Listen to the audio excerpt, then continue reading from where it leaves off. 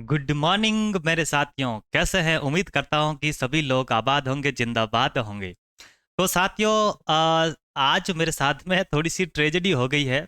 भारत संचार निगम लिमिटेड ने कहा कि आज आज सैटरडे के दिन, आज 14 अक्टूबर के दिन आप करंट अफेयर की क्लास को लाइव नहीं कर सकते। ये कहा है, मुझे पर्सनली मैसेज आया है भारत संचार निगम लिमिटेड का।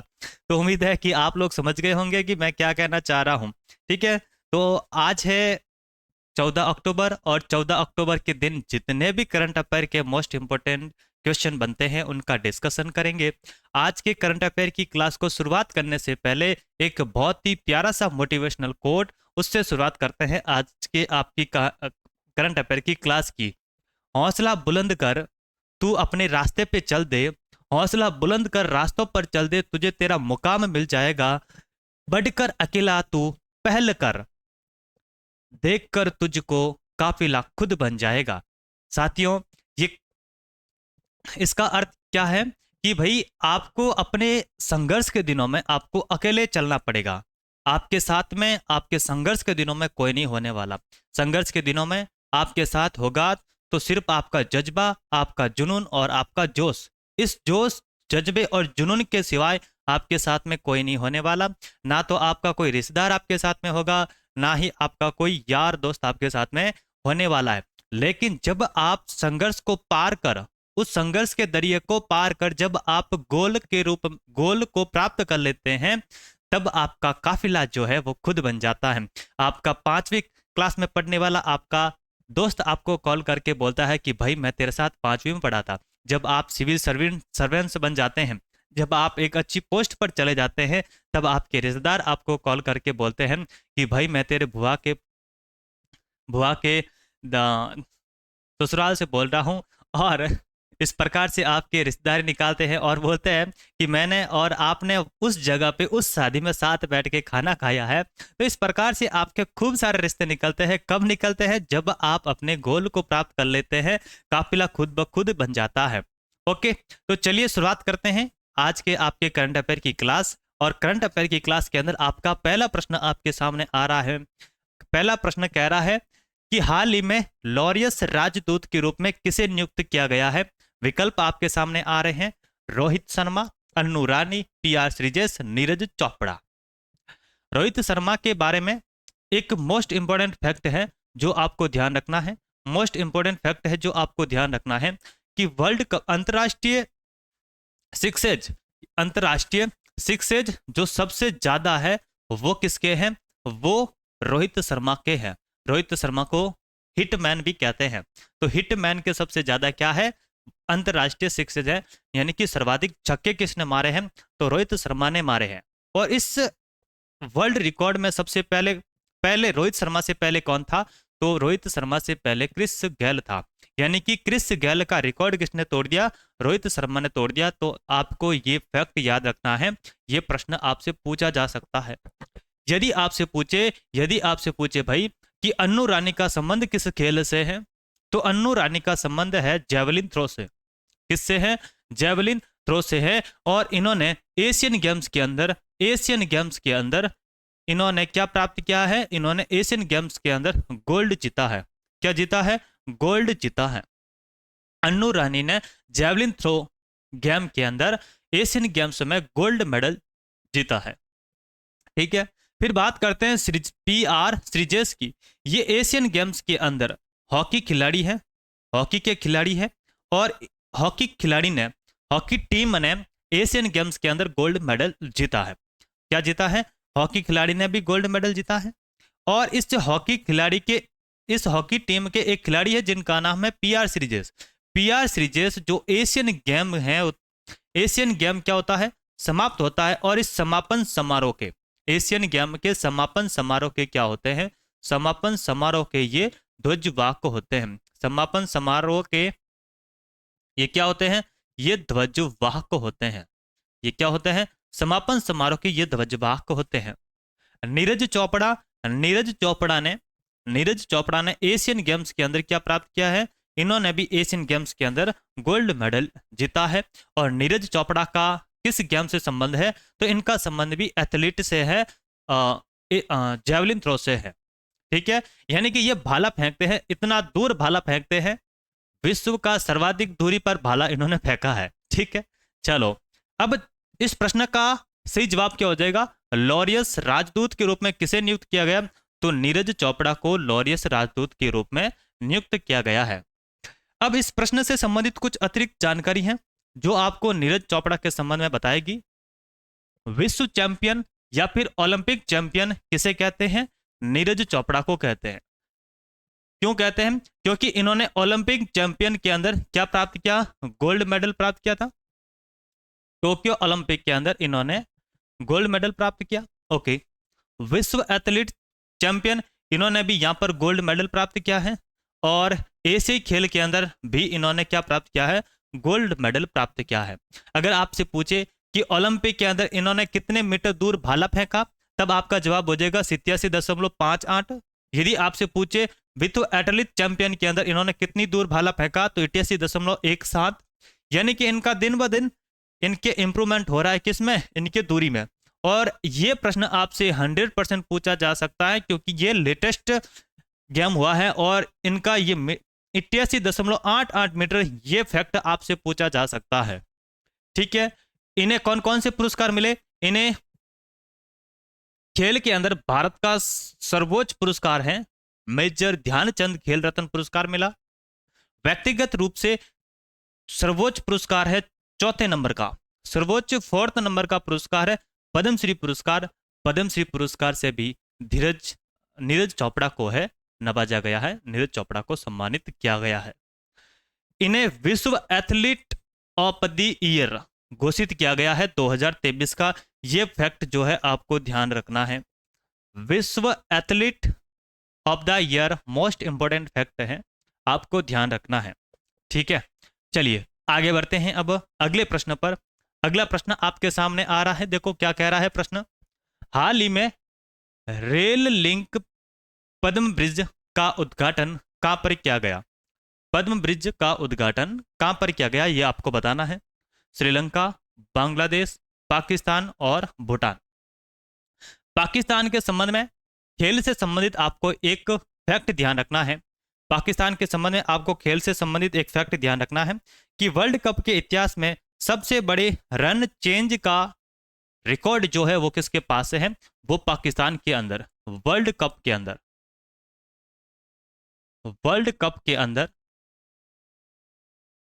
रन चेंज का जो विश्व रिकॉर्ड है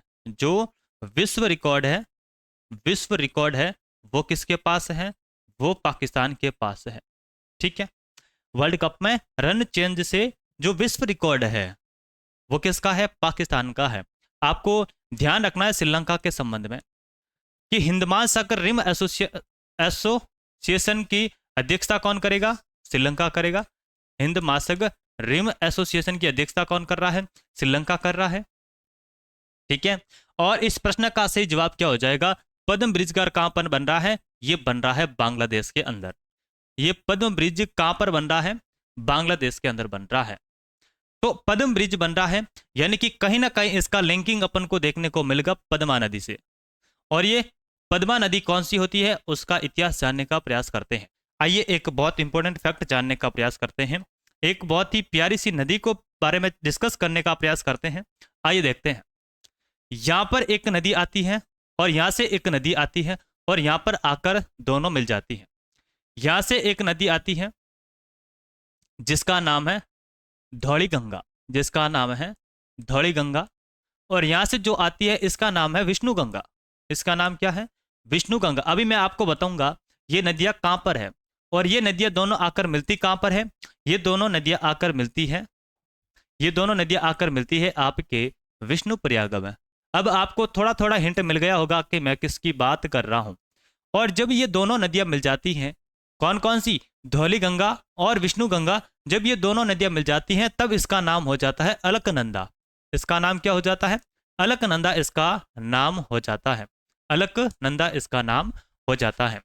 फिर आगे इधर से एक नदी आती है, जिसका नाम है पिंडार। जिसका नाम क्या है? पिंडार नदी है। और ये आकर कहां पर मिलती है? ये आकर मिलती है कर्णप्रयाग पर। ये कहां पर आकर मिलती है? कर्णप्रयाग पर आकर मिलती है। कर्णप्रयाग पर आकर मिलती है। फिर ये जो आगे नदी मिलती है, अब इन दोनों की संयुक्त धारा आगे आगे बढ़ रही है। पिंडा नदी और अलकनंदा आगे बढ़ रही है। अब इस नदी का नाम क्या हो जाता है? अब भी इसका नाम अलकनंदा ही रहता है। क्या रहता है? अलकनंदा ही रहता है। फिर आगे यहां पर एक नदी और आती है और यहां पर आकर मिलती है। इस नदी का नाम है आपके मंदाकिनी नदी। क्या नाम है? मंदाकिनी नदी। और इस मंदाकिनी नदी के किनारे आपका केदारनाथ स्थित है। केदारनाथ कहां पर है? ये मंदाकिनी नदी के किनारे केदारनाथ स्थित है।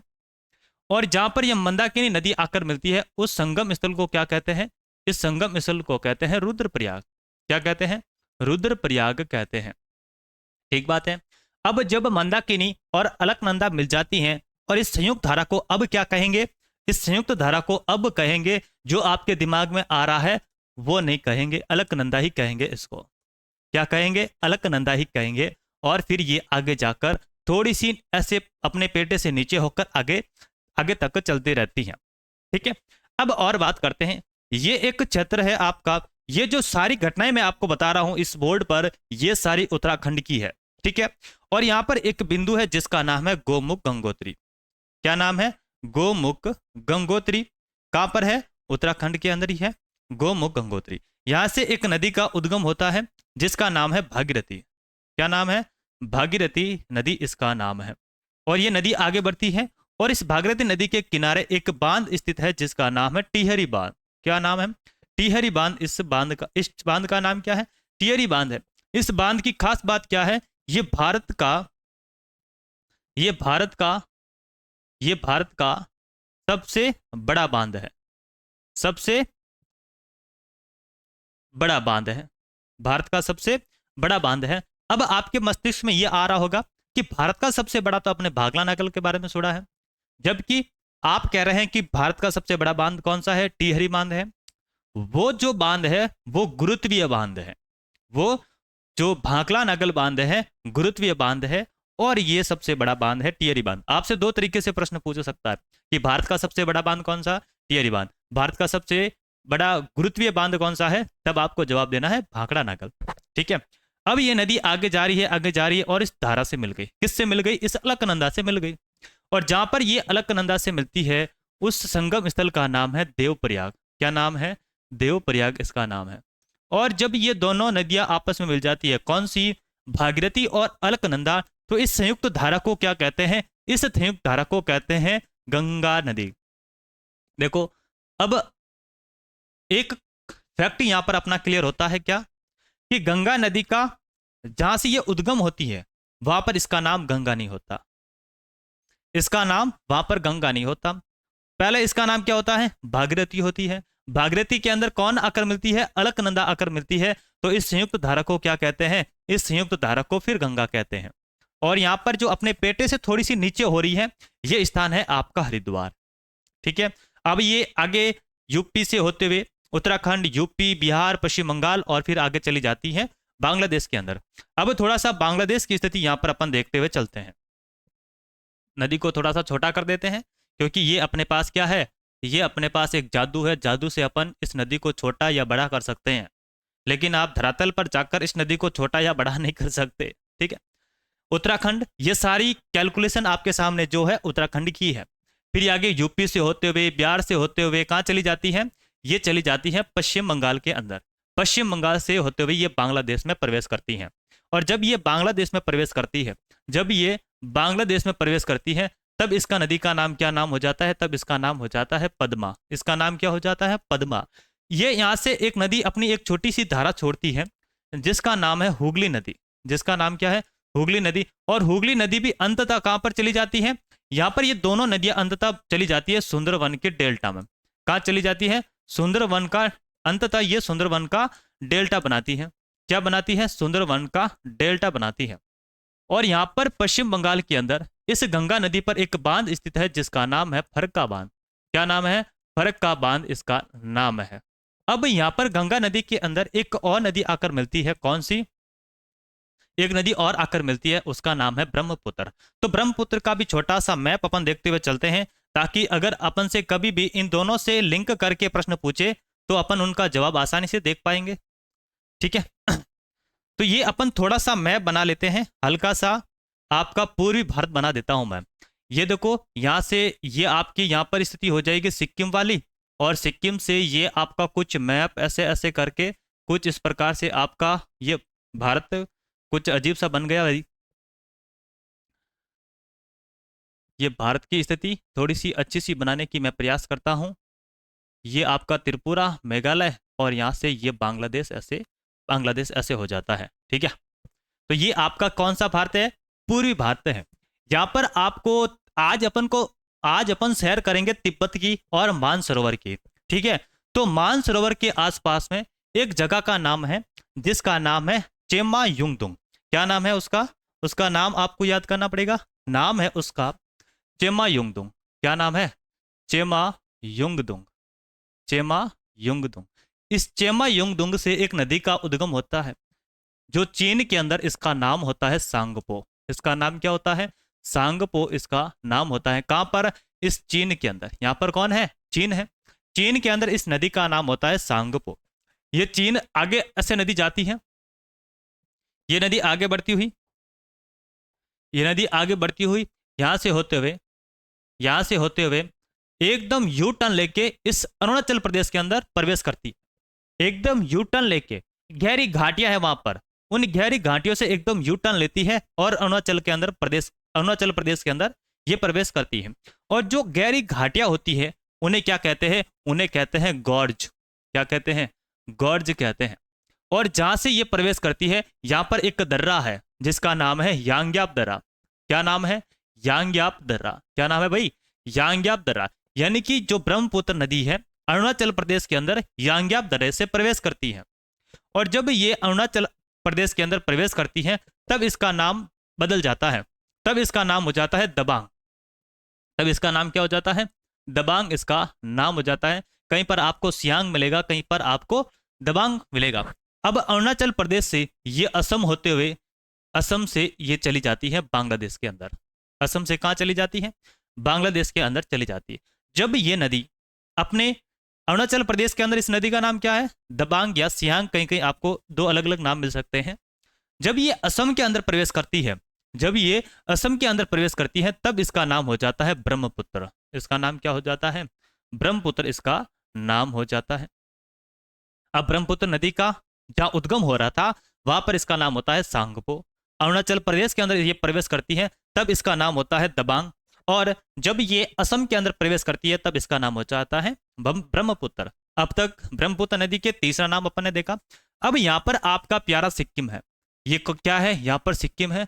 सिक्किम के अंदर एक ग्लेशियर है जिसका नाम है जम्मू ग्लेशियर। क्या नाम है? जम्मू ग्लेशियर। इस जम्मू ग्लेशियर से एक नदी का उद्गम होता है जिसका नाम है तिस्ता नदी। जिसका नाम क्या है? तिस्ता नदी है। और जब ये तिस्ता नदी बांग्लादेश के अंदर इस ब्रह्मपुत्र से मिल जाती है, जब ये तिस्ता नदी बांग्लादेश के अंदर ब्रह्मपुत्र नदी से मिल जाती है, अब ब्रह्मपुत्र नदी ने अपना नाम फिर से बदल दिया। क्या नाम बदला? अब इसका नाम हो गया जमुना। इसका नाम क्या हो गया? जमुना इसका नाम हो गया। फिर ये जमुना नदी आगे जाकर इस पद्मा से मिलती है। किससे मिलती है? इस पद्मा से मिलती है। पद्मा कौन है? जो गंगा नदी है। बांग्लादेश में जाने के बाद इसका नाम क्या हो गया? पद्मा नदी हो गया। जब ये पद्मा नदी और जमुना नदी मिलती है और यहां से इसका नाम क्या बदल जाता है? यहां पर इसका नाम हो जाता है मेघना। इसका नाम क्या हो जाता है? इस नदी का नाम यहां पर हो जाता है मेघना। कई किताबों के अंदर आपको ऐसा लिखा मिल सकता है कि यहां से एक नदी आती है जिसका नाम है मेघना, इस कारण इस नदी को क्या कहते हैं? मेघना कहते हैं।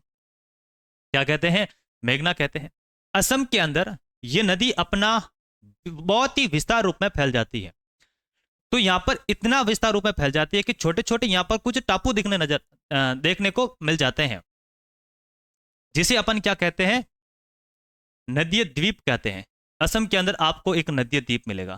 क्या मिलेगा? नदीय द्वीप मिलेगा। यानी कि यहां पर छोटे छोटे टापू नजर आने लग जाते हैं क्योंकि ये बहुत ही विस्तार के अंदर बहुत ही ज्यादा फैल जाती है। जो ऊपर उठे हुए स्थान होते हैं वो नदी के बीचों बीच से दिखने लग जाते हैं। तो इस कारण इस नदी को सर्वाधिक नदीय द्वीप वाली नदी कहते हैं विश्व की। और विश्व का सबसे बड़ा नदीय द्वीप कहां पर है? इस ब्रह्मपुत्र नदी के अंदर, असम के अंदर है। और उस स्थान का नाम क्या है? तो उस स्थान का नाम आपको ध्यान रखना होगा। उस स्थान का नाम है माजुली द्वीप। क्या नाम है? माजुली द्वीप। ये द्वीप इतना बड़ा है कि असम के अंदर इस माजुली द्वीप को असम सरकार ने जिला घोषित किया है। क्या घोषित किया है? जिला घोषित किया है। ठीक है, तो अपन ने जाना गंगा नदी और ब्रह्मपुत्र नदी को। चलिए अब आगे बढ़ते हैं अपन अगले प्रश्न पर। अगला प्रश्न आपके सामने आ रहा है, भारत में किसे पहला आर्द्रभूमि शहर बनाया जा रहा है? आर्द्रभूमि शहर, वेटलैंड सिटी किसे बनाया जा रहा है? तो वेटलैंड सिटी बनाने का जो कार्य है कौन से संस्थान करती है? तो उसका नाम अपन को देखने को मिलता है रामसर। ये रामसर एक इटली के अंदर, रामसर एक इटली के अंदर, माफ कीजिए ईरान के अंदर। कहां पर है? ईरान के अंदर। ईरान के अंदर क्या है? एक जगह का नाम है रामसर। यहां पर बात है 2 फरवरी 1991 की, 2 फरवरी 1971 की, माफ कीजिएगा 2 फरवरी 1971 की बात है। इस रामसर जगह पर एक सम्मेलन होता है। वहां पर इस वेटलैंड के संबंध में, आर्द्रभूमि के संबंध में कुछ चर्चा होती है और जो भी आर्द्रभूमि क्षेत्र है उनको रामसर साइट के अंदर संरक्षण दिया जाता है और फिर उसका पर्यावरण की हितैषी के रूप में वहां पर उसकी सुरक्षा, उसका संरक्षण किया जाता है। ठीक है, तो आपको यह बताना है कि आर्द्रभूमि शहर, भारत का पहला आर्द्रभूमि शहर किसे बनाया जा सकता है, प्रस्तावित है, बनानी है। तो वो आपका हो जाएगा, आपका प्यारा सबका प्यारा उदयपुर। कौन सा हो जाएगा? उदयपुर। उदयपुर शहर को झीलों की नगरी कहते हैं। यहां पर आपको खूब सारी झीलें देखने को मिलती हैं। ठीक है, तो उन्हीं में से एक प्यारी सी झील आपके सामने आ रही है। झील है, झील के बीच में एक बहुत बड़ा महल बना हुआ है जिसे जग महल कहते हैं। ये दृश्य है आपके सामने पिछोला झील का। पिछोला झील के अंदर एक जग मंदिर देखने को मिलता है, एक आपको देखने को मिलता है कौन सा? जग महल देखने को मिलता है।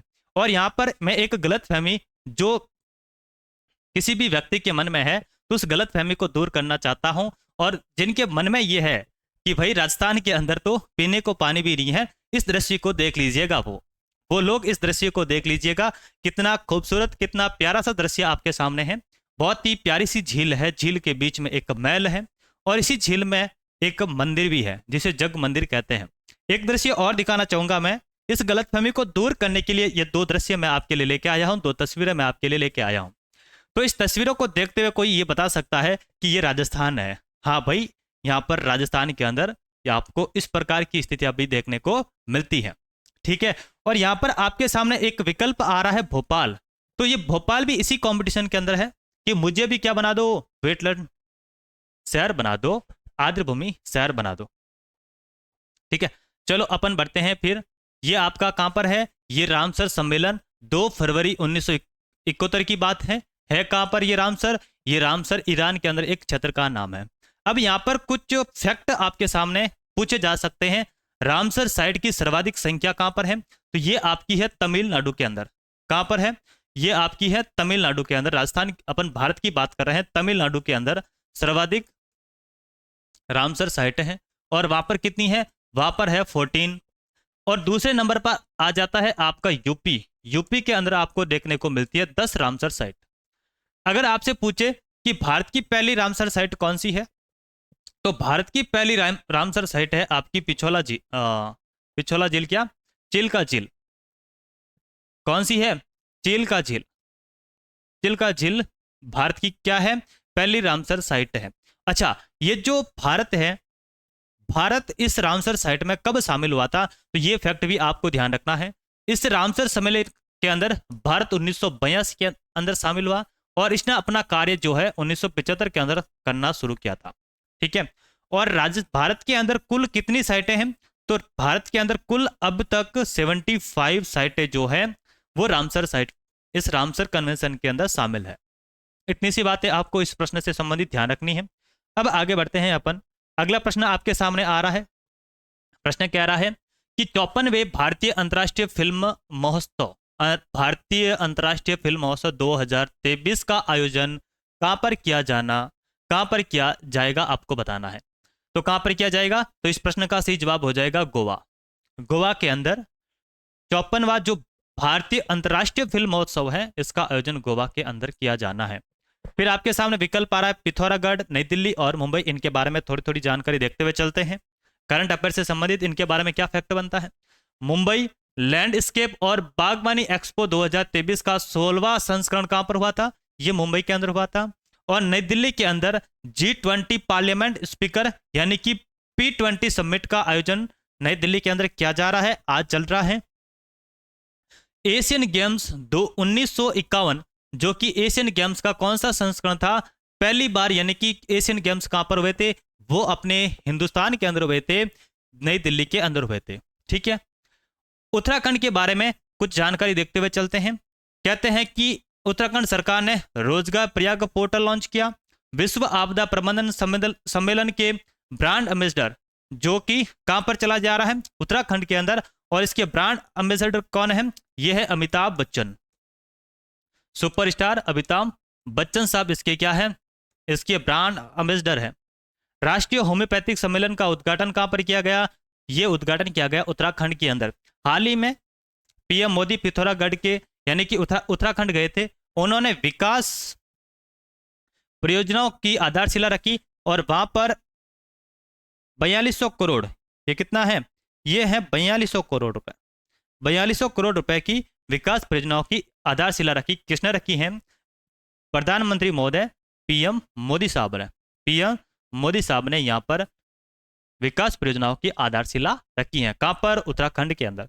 चलिए अगले प्रश्न पर बढ़ते हैं। अगला प्रश्न आपके सामने आ रहा है, हाल ही में इसरो का दूसरा स्पेस पोर्ट कहां पर स्थापित किया जाएगा, यह बताना है आपको। तब तक आपके सामने विकल्प है तमिलनाडु, कर्नाटक, उड़ीसा और आंध्र प्रदेश।